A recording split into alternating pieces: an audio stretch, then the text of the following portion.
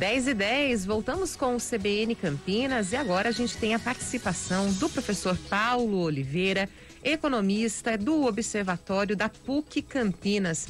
Bom dia, professor, obrigada pela participação aqui na CBN. Bom dia, Lilian, bom dia, ouvintes. Professor, a venda de automóveis aqui da região metropolitana de Campinas para o exterior registrou queda de 49% e essa é o registro de maior queda desde julho de 2020. O que aconteceu? O que explica esse registro desse índice tão alto na queda? Olha, Lilian, o que a gente vê é um movimento concentrado aí da indústria automobilística, que é bastante importante para a região. Mas a gente vê que essa queda foi generalizada, né, no Brasil e em algumas outras regiões produtoras, né? O que a gente tem no caso específico da automobilística é um problema de oferta de semicondutores, né, de circuitos integrados, que são aí essenciais para toda a construção da parte eletrônica dos carros, né? E essa falta de insumo tem freado a produção, embora, né, a gente tem uma demanda até aquecida aqui na América Latina, que seria o nosso principal mercado, mas que não consegue ser atendida justamente pela falta de insumos. Isso justifica essa queda de 49%. Professor Paulo Oliveira, muito bom dia. Flávio Paradella, sempre citando aí esse problema, né, com os semicondutores afetando a indústria automotiva e agora um impacto muito grande quando a gente fala nessa exportação. Nesse momento, o que a gente consegue vislumbrar no mercado? A busca óbvia pela solução para que isso seja resolvido, e a gente vai percebendo também, como o senhor mesmo disse, há uma demanda, essa demanda vai ficar represada. O que a gente pode esperar para esse futuro? Olha, Flávio, a pandemia, isso é um efeito da pandemia ainda, né? A pandemia, ela desregulou alguns mercados, né, no sentido da oferta e da demanda. E a produção global ela está num nível bastante avançado de integração, né? De maneira que a gente tem especializações na produção de certos produtos em certas regiões. Então é muito difícil, né, resolver um problema de falta de oferta, né, num contexto onde a produção é muito localizada em algumas regiões. São poucos fornecedores, né? Nesse sentido, vai um tempo até a gente ajustar isso, né? Mesmo porque essa cadeia depende de outras, né? E também, de alguma forma, o aumento de preço dos semicondutores favorece a indústria produtora de semicondutores, né? Então, num primeiro momento, pode não haver muito interesse em ajustar novamente a oferta, né? Porque isso geraria uma queda nos preços que estão bastante elevados. Então, para o horizonte de curto prazo, não há uma solução rápida para o problema de oferta de alguns insumos, dentre eles os semicondutores, né? Então, a gente deve continuar por algum tempo com esse problema, tá? E a gente sabe que, né, todas essas quedas nas exportações, por exemplo, elas têm uma reação em cadeia, e traz uma preocupação muito grande, porque isso pode afetar, inclusive, as vagas de emprego que são geradas por esse setor, né, professor? Exatamente. A indústria automobilística aqui na região metropolitana de Campinas responde por cerca de 18% da massa salarial, né? Então, de todos os salários que são pagos aqui na região, 18% advém da indústria automobilística. Responde por cerca de 13% do emprego, né, das vagas.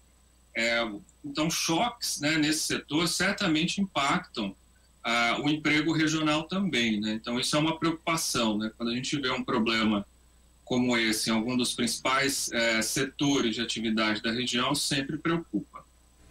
Professor, um problema como esse, pensando aí na organização deste setor ou de vários setores, quando se encontra, como o senhor mesmo disse, há uma concentração em determinados locais, determinadas indústrias para a construção, a realização destes semicondutores ou mesmo colocando em outros produtos. O senhor acredita numa reorganização mundial global aí, pensando na economia? Deixei tudo num canto, vamos passar também a ter uma alternativa para o futuro, ou isso não vai acontecer, não?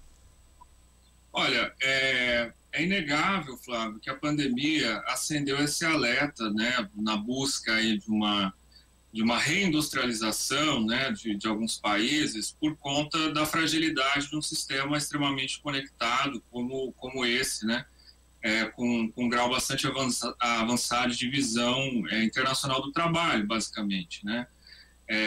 E em alguns setores, né, por exemplo, da saúde, como a capacidade de produção de máscaras, capacidade de produção de alguns insumos farmacêuticos, esses setores foram bastante questionados, né, do ponto de vista dessa divisão, né, ou dessa especialização internacional do trabalho. Então, claro, mas tem outros grandes movimentos ocorrendo, né? A gente tem alguns movimentos tecnológicos que têm levado de volta a produção de algumas linhas de produção para os países desenvolvidos, né? Que isso foi um movimento contrário algum tempo atrás, né, na década de 90, quando a indústria desses países ricos iam para países em desenvolvimento para reduzir custos. Então, todos esses movimentos, de alguma forma, estão aí gestando algumas alterações que a gente pode encontrar na estrutura produtiva global. De forma geral, além, né, dessa questão dos insumos, existem outros problemas que estão sendo enfrentados pela indústria, né? A CNI recentemente falou, inclusive, da preocupação com a crise hídrica. Nesse contexto, o senhor acredita que também deverá ter um impacto, poderá haver um impacto aqui na região metropolitana de Campinas, se a gente continuar registrando índices tão baixos aí, né, de vazão de rios e de chuvas? Certamente, a indústria ela é uma grande consumidora de água, né? E a gente tem um parque industrial dentre os mais bem estruturados, maiores do país, né? Então a gente tem uma capacidade de produção industrial bastante elevada para os níveis nacionais. E essa indústria se instalou aqui não à toa, né? Ela se instala aqui por questões de estrutura, dentre elas a disponibilidade de recursos, né, para produção, disponibilidade de insumos. Então, certamente, isso é uma preocupação para a indústria. Uma outra preocupação que o próprio relatório da CNI traz é a questão dos custos, né? E aí tem uma questão macroeconômica, né? Tem tanto, enfim, o custo com energia claramente está ligado à escassez de água nesse momento também, né? Mas a escassez de água para a produção ainda é algo que está no radar, mas que não tem impactado imediatamente. Mas você tem uma questão macroeconômica do dólar, que tem pressionado também os custos, né? Então, a principal reclamação da indústria ali pelo relatório da CNI é justamente um aumento de custo, né? Que na outra ponta, né, afeta inclusive a capacidade de exportação da indústria regional e da indústria nacional também por perda de competitividade, né? Então, são questões que assombram aí um pouco essa retomada da economia pós-crise sanitária.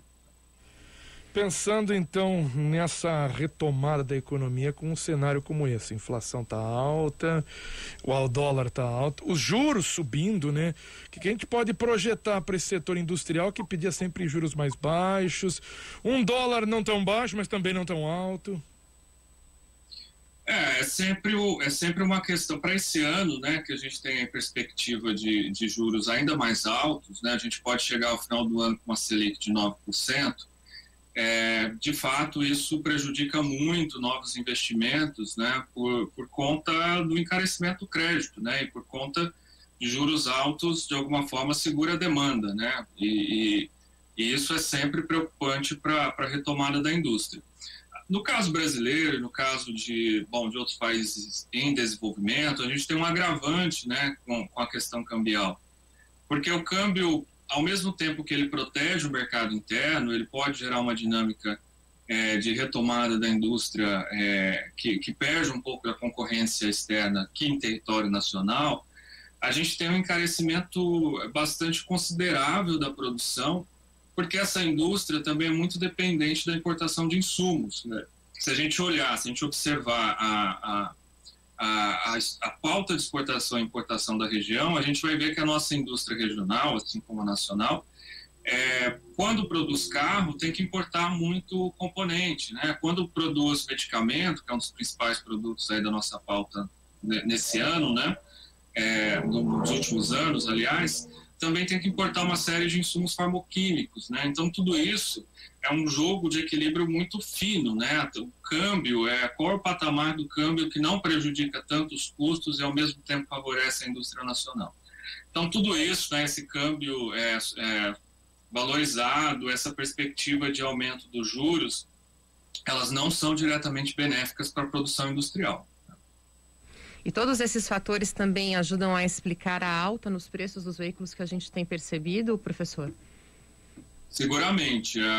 Tanto o encarecimento do insumo, né, a gente observa até pelos dados de importação, né, da região, que circuitos eletrônicos integrados teve um aumento, mas sobretudo aí pelo aumento de preços desses componentes.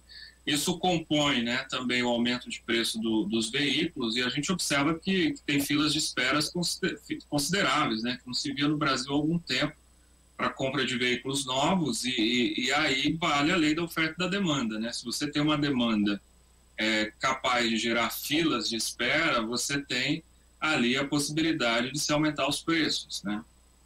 E professor, mesmo com todo esse impacto nesse setor automotivo, né, na venda de automóveis, quando a gente pega num aspecto, né, geral, a região ainda fechou com exportações positivas, né, em relação a julho do ano passado, lógico. Aumento de 35,7%. Só que quando a gente faz a comparação na balança comercial, aí ela está pendendo bastante para importação, né? Isso já é um fator estrutural, né, que está muito ligado ao que eu disse sobre a necessidade de importação de insumos. Estruturalmente, a gente exporta pouco menos de 1/3 do que a gente importa, né, enquanto região. Os nossos déficits comerciais regionais são gigantescos, né, a ponto de, muitas vezes, ultrapassar o déficit estadual, né? Então, a gente consegue ter aqui na região um déficit comercial maior do que o estado todo, né? Outras regiões precisam compensar essa necessidade de importação que a região metropolitana de Campinas tem. E aí foi um aumento de 35% das exportações e de 35% das importações, né? Novamente caracterizando essa condição estrutural da necessidade das importações.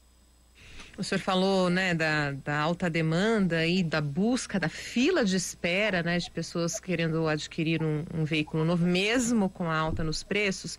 O senhor acredita que por trás disso também tem um comportamento social de muitas pessoas que ficaram, por exemplo, desempregadas e tiveram que recorrer ao transporte por aplicativo, né, como uma forma de trabalho? O senhor acredita que isso também tem influência nessa busca por veículos? Olha, isso é um dos movimentos, né? A necessidade de alguns trabalhadores que vão buscar esse setor menos formal, né, de aplicativos, mas você também tem um outro efeito muito forte, que é uma poupança forçada aí da classe média, né, no período de restrição enfim, das restrições sociais, né, que acaba sendo, né, ali uma poupança e o carro acaba sendo um bem, e também a gente estava num contexto de juros baixos, né, tudo isso pode impulsionar a demanda por veículos também, tá? Então, seria um dos fatores. Professor Paulo Oliveira, professor da PUC Campinas, queria agradecer a participação do senhor aqui no CBN Campinas, a gentileza de atender novamente a CBN. Eu que agradeço o convite, sempre à disposição. São 10h24. A gente faz aqui um rápido intervalo, já volta com o CBN Campinas desta segunda-feira.